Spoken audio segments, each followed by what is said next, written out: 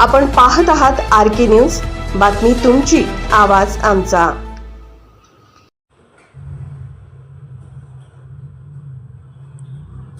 कोल्हापुरात मुसळधार पावसाचा इशारा, घाटमाथ्यावर ऑरेंज अलर्ट। अंबाबाईच्या दर्शनासाठी आलेल्या भक्तांची तारांबळ।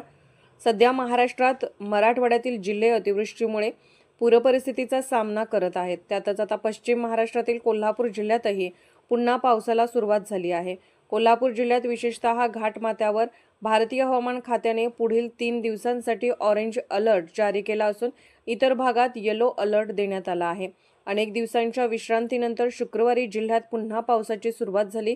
शहर आणि परिसरात हलक्या ते जोरदार सरींची दिवसभर हजेरी राहिली, तर शुक्रवारी मध्यरात्रीपासूनच ठिकठिकाणी अगदी ढगफुटी सदृश्य पाऊस कोसळू लागला आहे।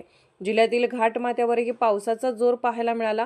अनेक दिवसांच्या विश्रांतीनंतर शुक्रवारी जिल्ह्यात पुन्हा पावसाची सुरुवात झाली।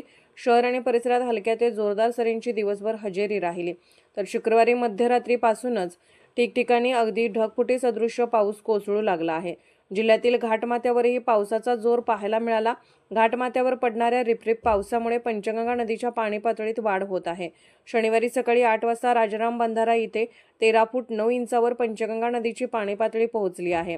त्यामुळे रुई आणि इचलकरंजी असे 2 बंधारे पाण्याखाली गेले आहेत, तर नदीकाठच्या गावांना सतर्कतेचा इशारा देण्यात आला आहे।